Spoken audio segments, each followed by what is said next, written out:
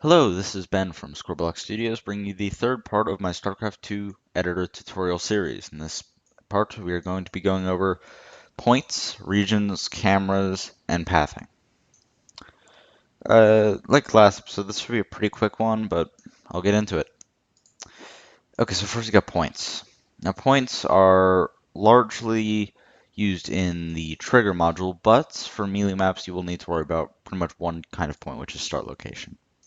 A star location is quite simply where a player's town hall building, being a command center or nexus, or a hatchery, will spawn at the beginning of a melee match.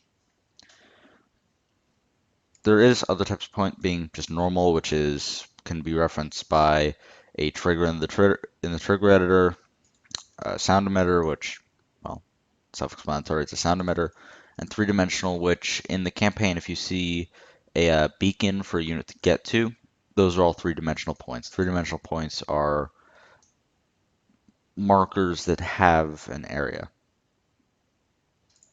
Okay, next is regions. Regions, again, are used in the trigger editor and are just created by left-clicking, dragging. You can do these three shapes.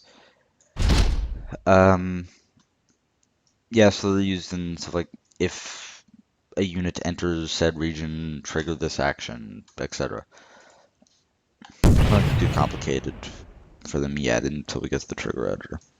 Cameras, simply create camera, and that'll create an in-game object which you can use a trigger to set a player's camera to.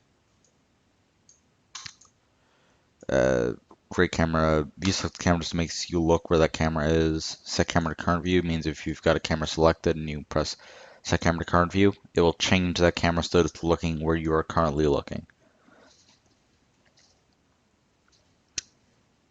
And then pathing. Pathing is used to denote where units can travel on your map. So if I want to prevent units from entering an area, I will make that area a no pathing area. Now this means that if I had, let's put down a marine, I cannot place marines in this area, marines cannot walk into this area. It's a area that is a void for ground units. There's also the ground pathing, which just means an area acts like normal ground. There's the no building pathing, which means that units can walk over, but buildings cannot be placed here. And then there's the no burrowing, which means units can walk over, structures can be built, but Zerg units in particular cannot burrow in this area.